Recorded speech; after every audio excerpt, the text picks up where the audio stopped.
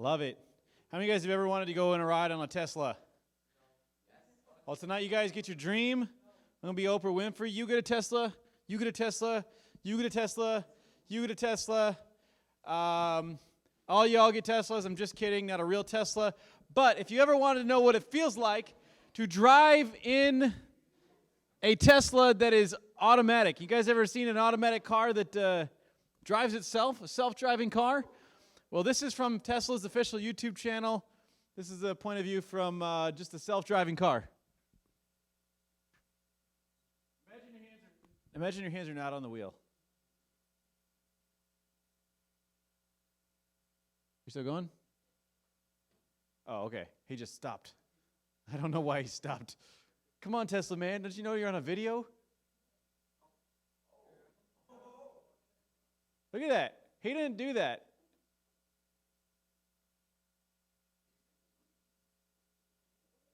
That guy in front of him was probably like, this crazy guy on my heel. There's no one driving this car.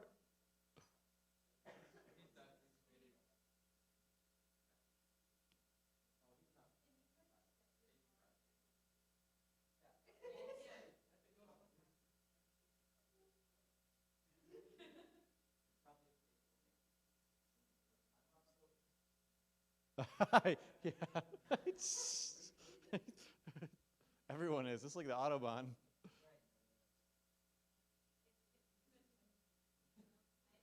I know. Tesla dropped the ball on this one and having literally zero sound.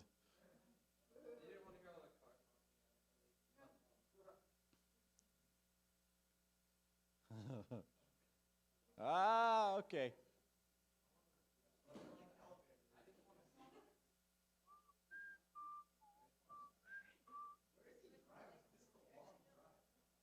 It's like a 2-minute video.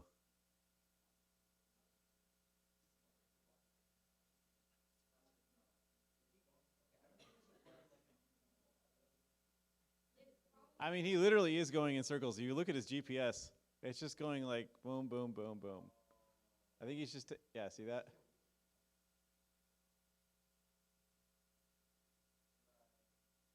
He made it. Good job, Tesla driver, also known as not driver.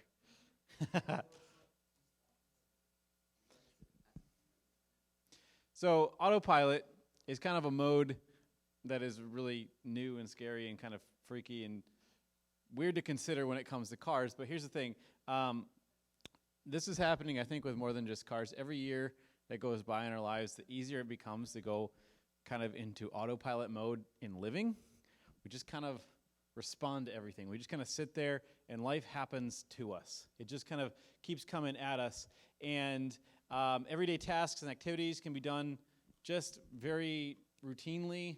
And you just kind of get into the habit and you stop thinking about what you're really doing and why you're doing it. Like, what is the motivation behind everything that you're doing?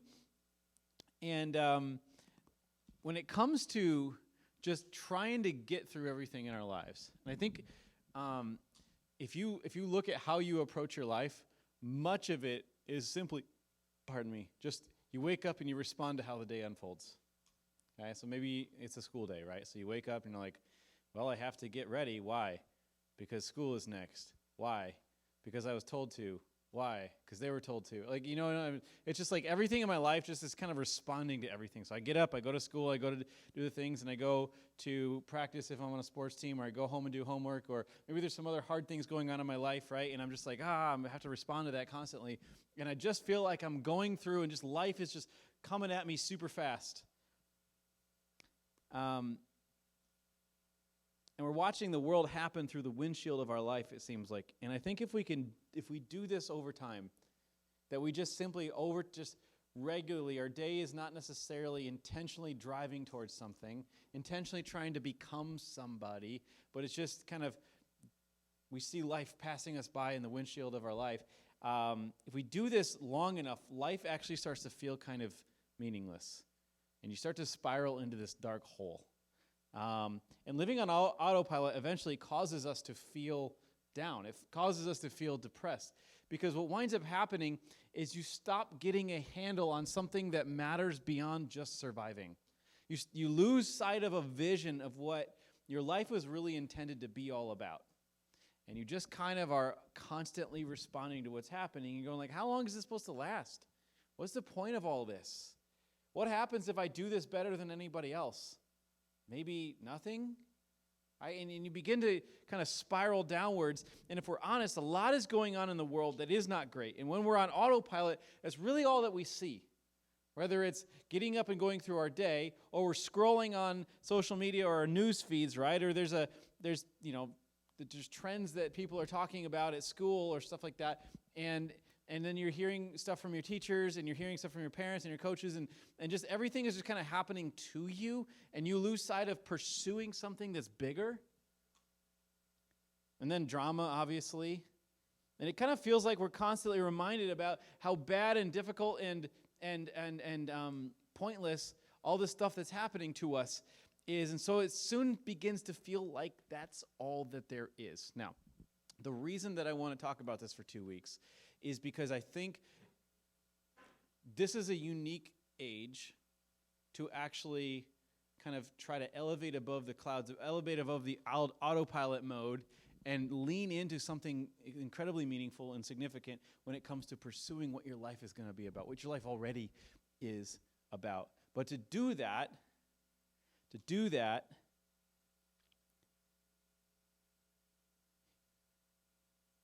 you got to get beyond what feels like autopilot mode. When you have that hunger inside of you, you're like, there's got to be more to life than this.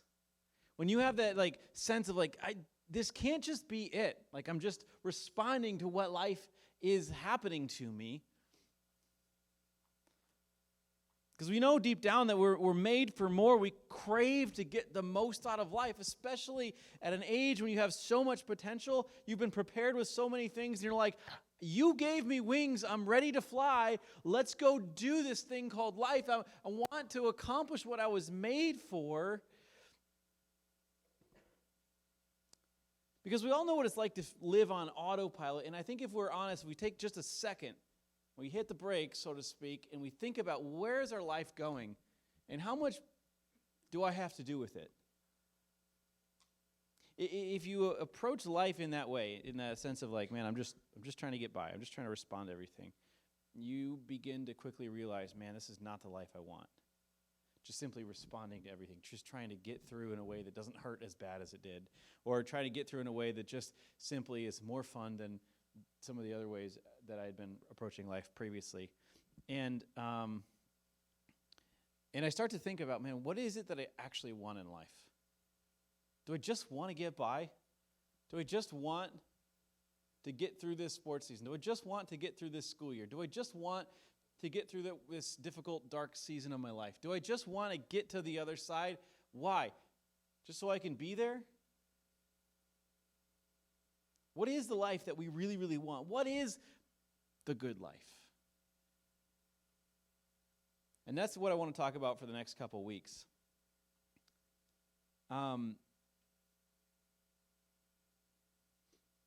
Jesus obviously said a lot of things, and one of the verses I've used a lot of times, there's a statement I think that Jesus speaks to directly. And he says, I've come to give you life and to give it to you to the fullest, to give it to you abundantly. But he contrasts that previous statement right before he says that in John 10:10. He says, I've come to give you life and have it that you might have it abundantly.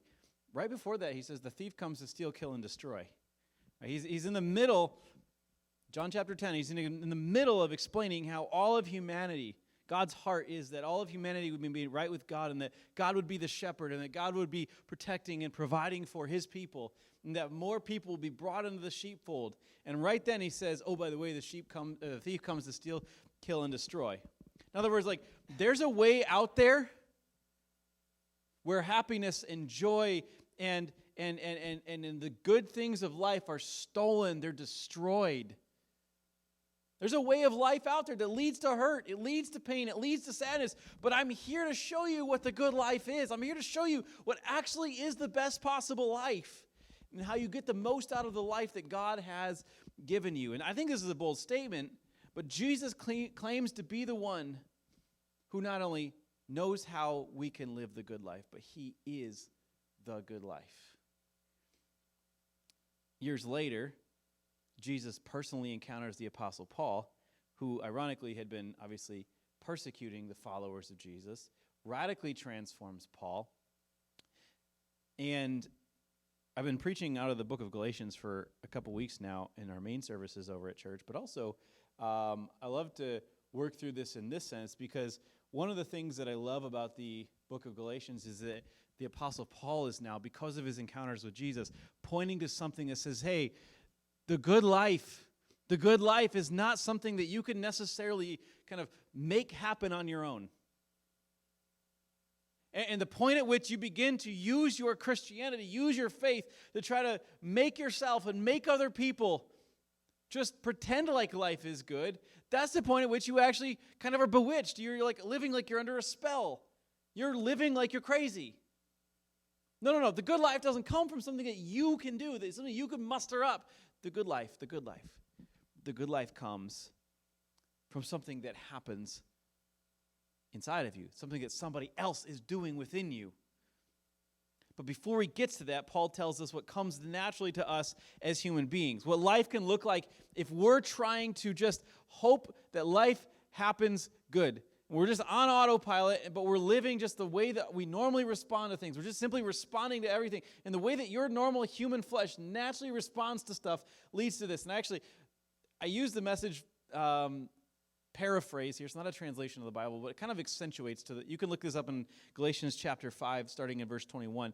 Starting in verse 19. But I think the Message kind of just brings it out in a way that's uniquely poignant. Okay, Galatians 5:19 to 21. It's obvious what kind of life develops out of trying to get your own way all the time.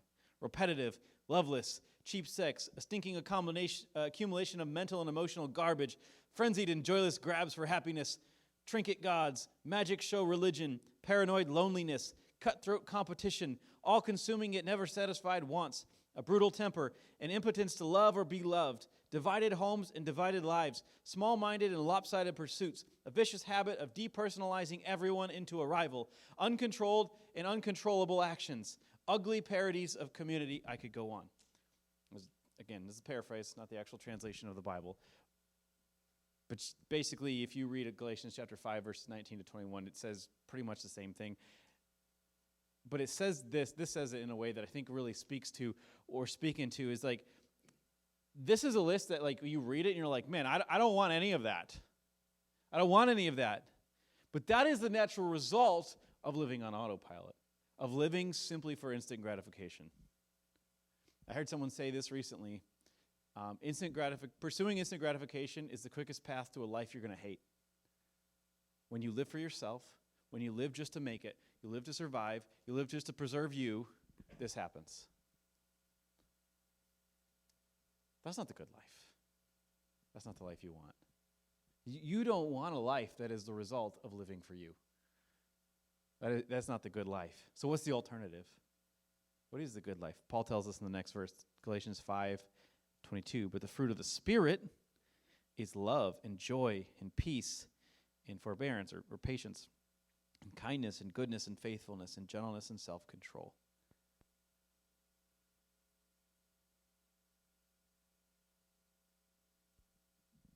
That's the life. Check. There we go. My battery's dying. That's the life that I want. That's the life that we all want. When you talk about the kind of person who's loving and patient and just has peace surrounding them, and they're good, and they're kind, and they're very self-controlled, you want to be around that person, and you want to be like that person. Why? Because there's something inside of you that goes, I was made for that. Because that's in the image of God. Who doesn't want that? We all want that. And the good news is that Paul is very clear about how we get to that point. You don't get to that point where your life is characterized by love. Like, think about somebody that you know is like loving. Probably not all of your friends come to mind. Right? There's probably just a few people. Because why? Because it's not easy for your whole life to be characterized by love. It's hard. Think about somebody you know who's just filled with joy. Chances are, again, not all of your friends come to mind. It's probably just a few people. Because this is something that doesn't naturally happen to us as humans. Love, joy, and peace. You're around that person and instantly you feel at ease. You're not worried about anything anymore. And patience, kindness and goodness and faithfulness and gentleness, self-control. Man, when I'm around somebody who's self-controlled, I'm like, you are probably the most powerful person I know. It's easier to control a city than it is to control yourself. And when I'm around somebody like that, I want to be like that. But the interesting thing that the Apostle Paul is mentioning here is that this is not something you and I can just kind of develop on our own. There's no like master class to being more patient. Right? There's not like a TV show where, some game show where you learn how to practice self-control better. I'm sorry, but a Mr. Beast game show is not going to be helpful necessarily when it comes to learning how to be self-controlled, even though he totally preys on people who are not self-controlled, right? You don't get this by just trying harder. What did he say? This is the fruit of the Spirit. Okay? If I always use anything else other than the Spirit, right? The fruit of a tree, the fruit of the vine, the fruit of, and you pick something. Fruit of the vine, I think about grapes or the fruit of the vine, right? When I plant, whatever it takes to plant a grape, seeds. You plant seeds to get grapes? I'm gonna use an example I know about, apples. Let's just do this. That'll be easier. If I plant apple seeds, right? If I'm Johnny Appleseed, I'm walking around planting apple seeds, I'm not getting apples tomorrow. Right? There's no apples on earth and I plant apple seeds.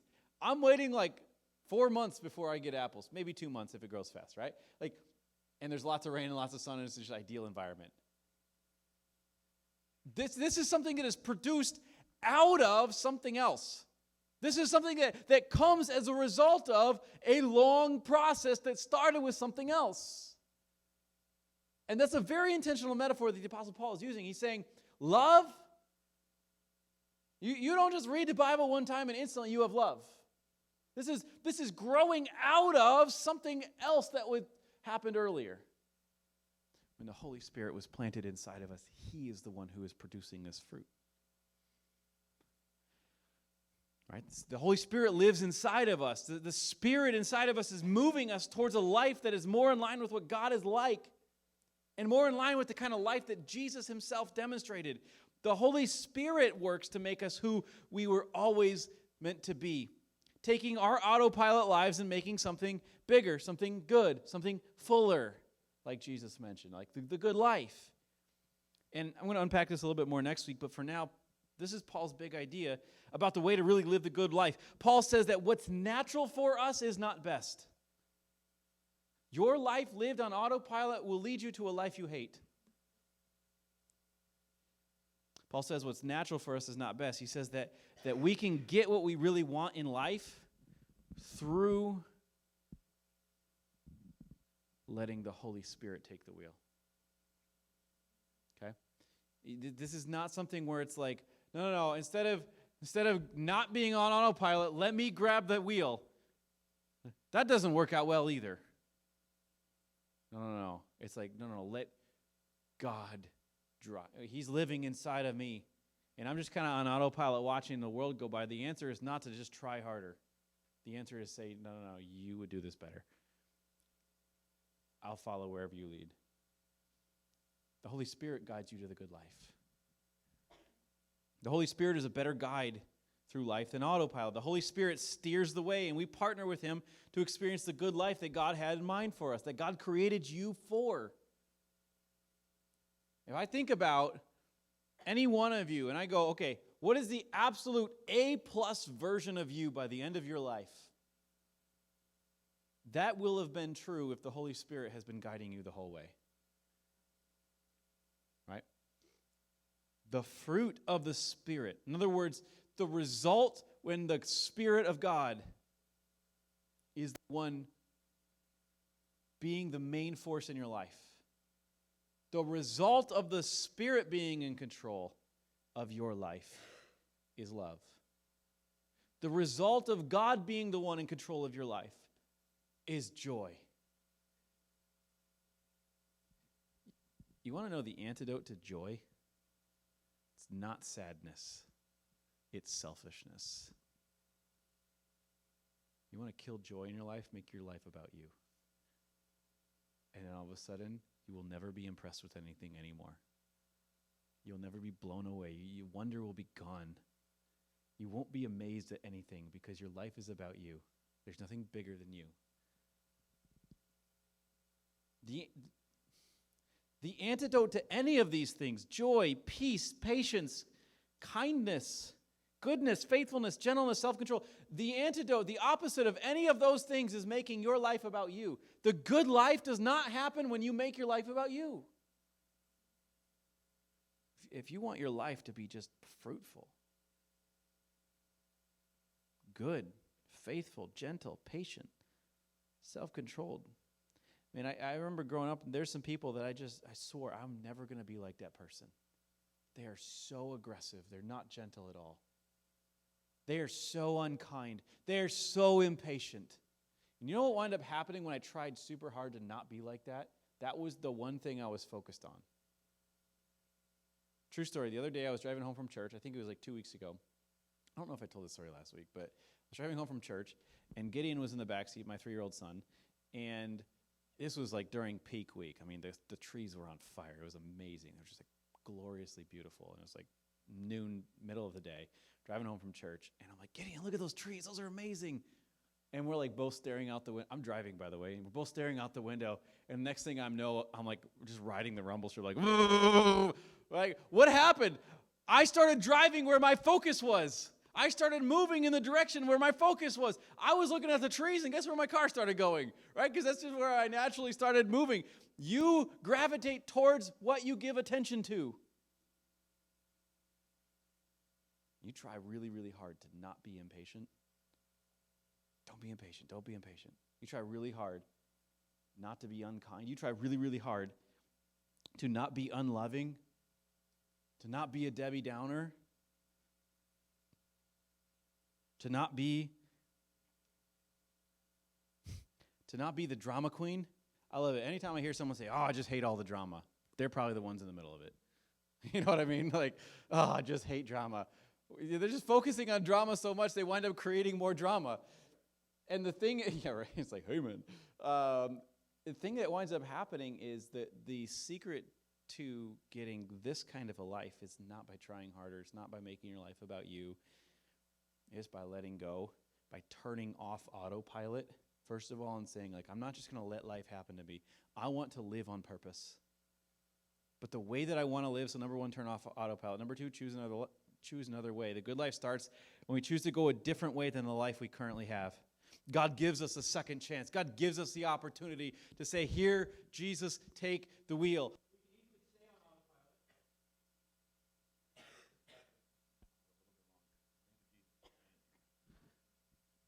You can see that. He doesn't want to. It's the color of Satan's eyebrows. I just made that up. I don't know. Here's the thing. Turn off autopilot. Choose another way.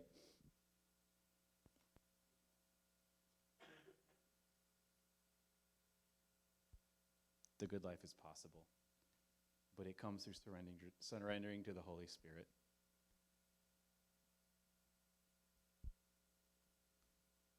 So we're going to head to our life groups here, and what I want to encourage you to talk about is, what does it look like